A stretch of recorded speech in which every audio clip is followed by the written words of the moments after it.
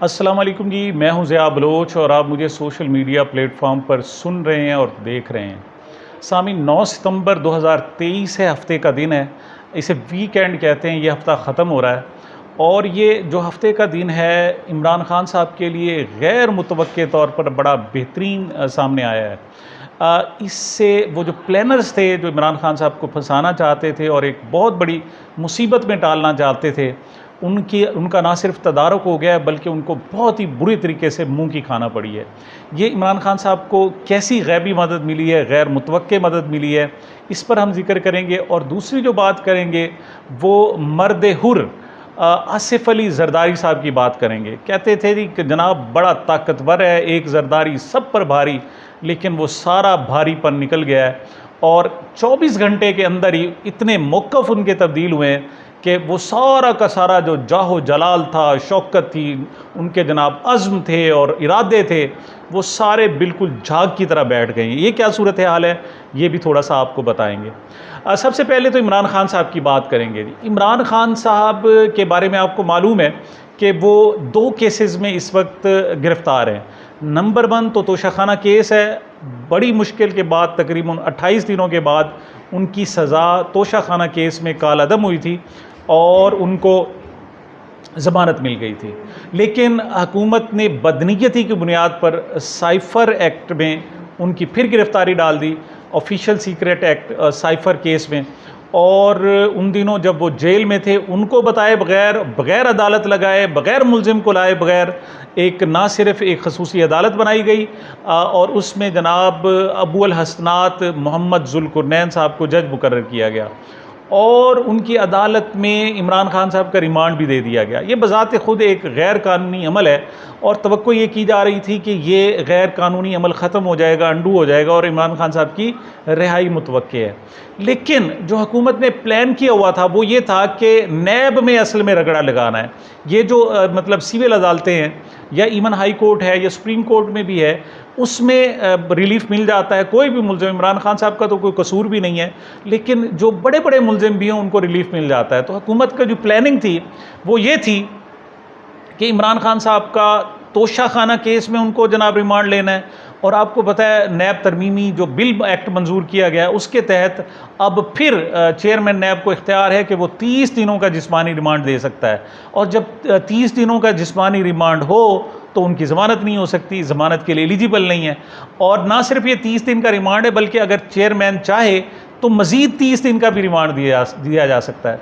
तो हुकूमत के जनाब इरादे ये थे कि नैब रेफरेंसेस में इनको तोशाखाना में भी और दूसरी तरफ अलकादिर ट्रस्ट में भी। अलकादिर ट्रस्ट केस का नाम इन्होंने तब्दील किया है और उसका जो नया नाम रखा गया है वो है 119 मिलियन 190 मिलियन पाउंड केस में।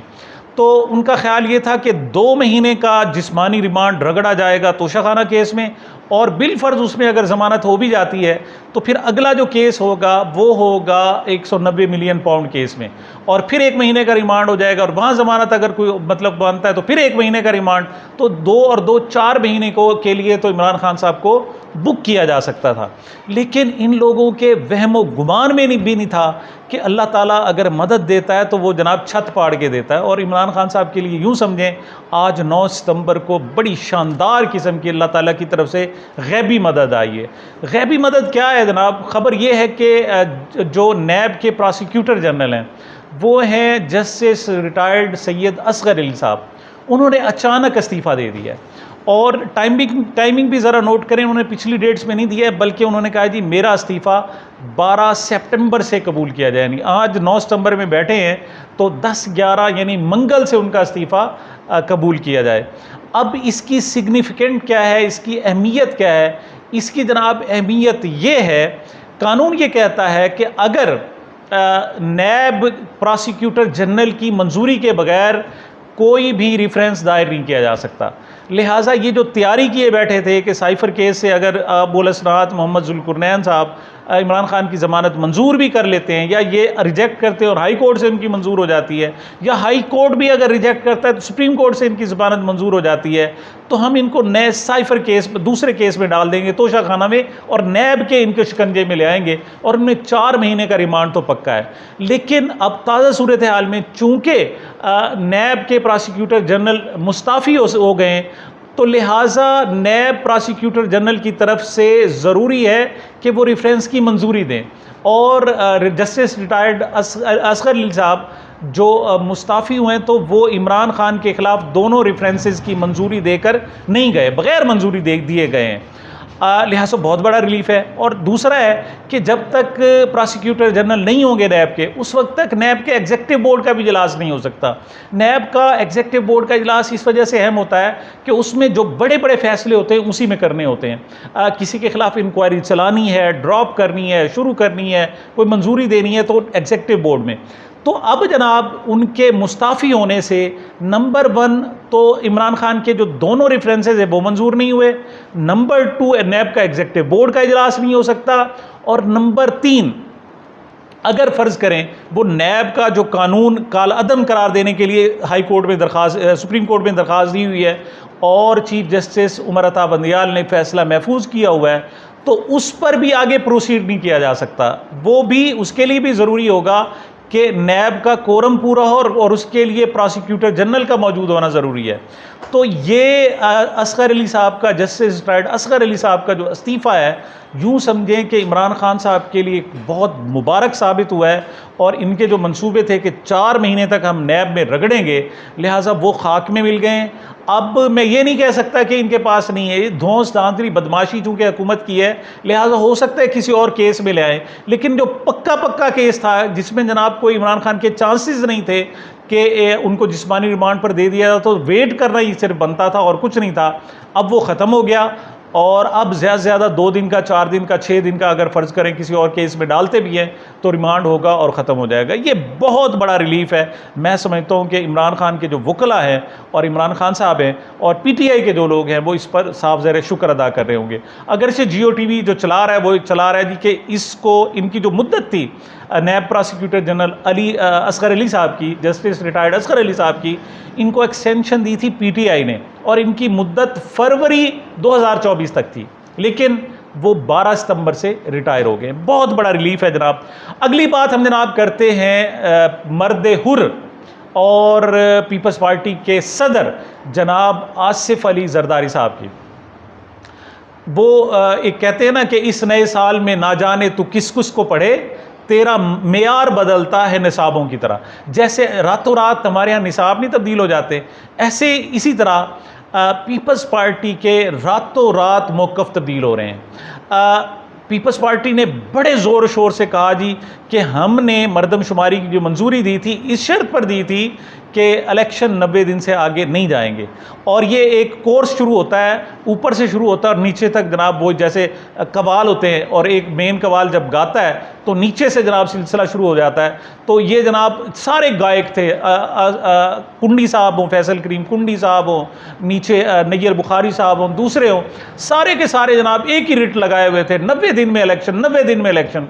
लेकिन ज़रा सा जनाब झटका लगा और उन्होंने पता चला जनाब आपके ख़िलाफ़ छापे हैं और आपके ख़िलाफ़ केस आ रहे हैं और आपको रगड़ा दिया जा रहा है, तो सारे सीधे हो गए। गुज़श्ता रोज़ जनाब बिलावल भुट्टो साहब ने प्रेस कॉन्फ्रेंस की थी और उसने जनाब उन्होंने कहा जी 90 दिन में इलेक्शन कराएं, लेकिन कोई बात नहीं जी 90 में नहीं हो सकते जनाब, आप 100 दिन में करा लें, 120 दिन में करा लें। यानी बड़ा आइन ना हुआ कि जनाब अजीब सा तमाशा हुआ कि ईद करनी है जी 29 दिन में नहीं होता तो 30 दिन में नहीं, आप 40 दिन में ईद कर दें, आप 50 दिन में ईद कर लें। भाई वो एक फ़िक्स है, आइन है, वो कोई आपका ढकोसला नहीं है। तो कल तक जनाब आइन के ये पासदार थे और कल उन्होंने कहा जी कोई बात नहीं 90 दिन में करा दें, 100 दिन में करा दें, 120 दिन में करा दें।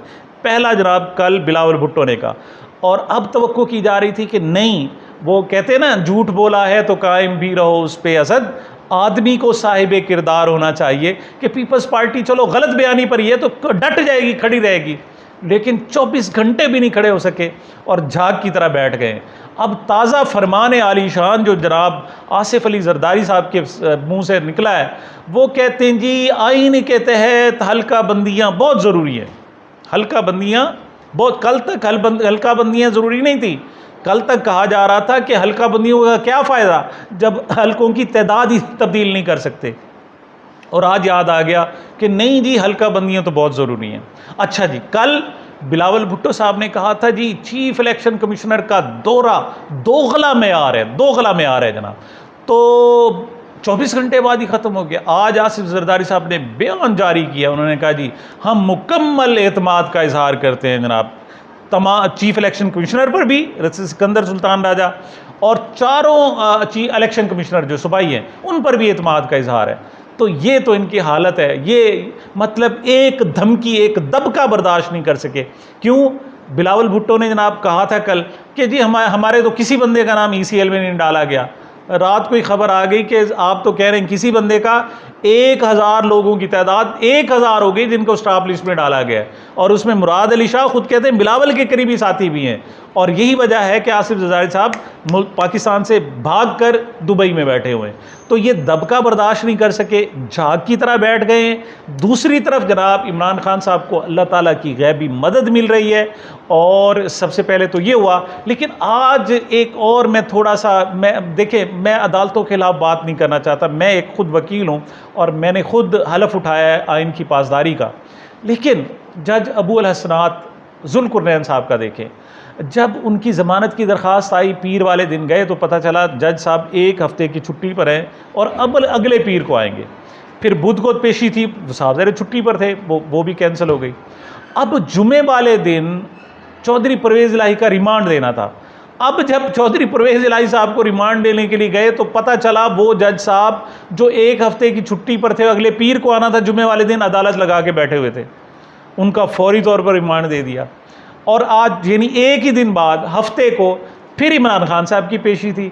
आज जब पेशी थी और आज जब समाअत हुई तो पता चला जज साहब तो हफ्ते की छुट्टी पर हैं। भाई पूरे हफ्ते की छुट्टी थी, जुमे को कहाँ से आ गए? आप 7 दिन की छुट्टी लेकर गए थे, तो ये जुमे को ड्यूटी पर कैसे आ गए? मतलब इसको क्या कहा जाए सिवाय इस पर शर्मिंदगी, निज़ाम अदल पर सिवाय शर्मिंदगी के कुछ नहीं हो रहा। और हरबे इस्तेमाल किए जा रहे हैं PTI के ख़िलाफ़, इमरान खान साहब के ख़िलाफ़। और मैं समझता हूँ कि इमरान खान साहब जीत आए हैं। वो कहते हैं ना नस्रुम मिनल्लाह व फतहुन करीब, वो इमरान खान साहब की इंशाअल्लाह फ़तह करीब है और वो इस निज़ाम को इंशाअल्लाह शिकस्त देंगे और वो सुरखरू होकर निकलेंगे। सामीन, ये मेरी अब तक की गुजारिशात थी। मुझे, मेरे चैनल को अपनी मोहब्बतों और दुआओं में याद रखिएगा। मिलते हैं छोटे से वक्फे के बाद।